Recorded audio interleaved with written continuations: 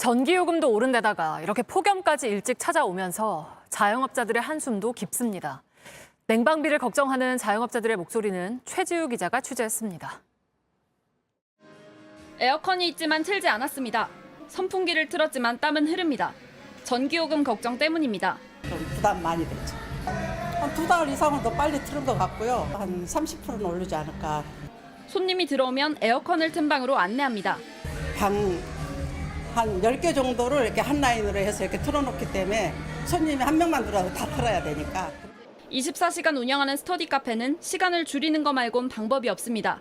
지금은 거의 24시간 중에 한 서너 시간 빼놓고 다 돌리고 있고요. 지난해 여름에도 전기요금이 많이 나왔습니다. 올해는 2차례 전기요금이 더 올랐습니다. 올여름엔 얼마나 더 오를지 두렵습니다. 관리비를 포함해서 한 80만 원 선인데 진짜 많이 날 때는 120, 30만 원씩 훌쩍 넘으니까. 소상공인 연합회 측은 코로나 대출 상환 유예 기간이 다가오는데 전기요금까지 올랐다면서 감면 대책이 필요하다고 밝혔습니다. JTBC 최지우입니다.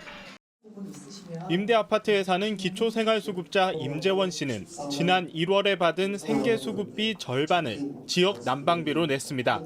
순간 영 하나를 잘못 본 줄 알고 다시 한번 자세히 보니 정확히 23만 3,630원이라고 적혀 있었습니다.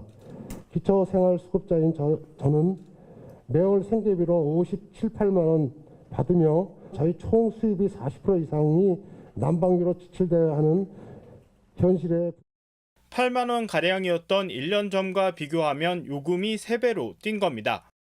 지역 난방비는 기초수급자라도 지원을 못 받기 때문에 난방비 폭탄을 맞았습니다. 난방비 폭탄에 폐업을 결정하기도 했습니다. 정부의 찔끔 지원에 더 화가 났다고 말합니다. 건강식품의 대리점을 운영하다가 폐업한 지 얼마 안 됐습니다. 바우처 10만 원은 받았는데 솔직히 그냥 좀 놀리는 기분이었어요. 증언대회를 연 너머서울은 온라인 조사로 시민 2,300명에게 물은 결과 전기와 가스요금 인상에 87%가 반대했다고 밝혔습니다.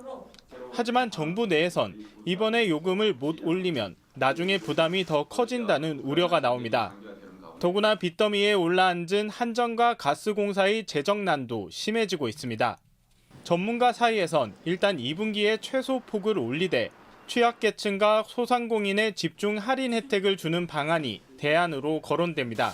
JTBC 이상화입니다. 서울 관악구의 한 독서실입니다.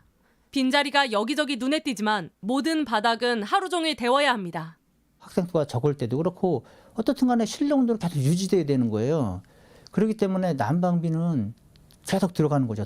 코로나19 탓에 학생 수는 10분의 1로 줄었는데 난방비는 끝모르게 계속 올랐습니다. 이번 달 도시가스 요금만 50만 원, 지난달에 5배 수준입니다. 정 씨가 운영하는 독서실은 가스 요금이 특히 더 많이 나왔습니다. 거의 이제 폐업은 이미 진행된 거고요. 이제 사실은 이제 새로운 사람을 기다리는 입장인데 선뜻 나서는 사람도 없어요. 주택용이 아닌 상업용, 그중에서도 업무 난방용 가스를 사용하기 때문입니다. 상업용 같은 경우는 이제 매월 원료비 연동제에 따라서 한도 없이 바로 반영이 되게 되거든요. 100% 반영이 되고 있고요. 이러다 보니 상업용 요금은 꾸준히 오름세를 보였습니다. 주택용 요금이 17% 정도 오를 때 상업용 요금은 48% 넘게 오른 겁니다. 문제는 이런 소상공인을 위한 준비된 대책은 전혀 없단 겁니다. 주무부처인 중소벤처기업부는 난방비 지원은 중기부 단독으로 마련하기 어렵다며 다른 부처와 논의하겠다고 말했습니다.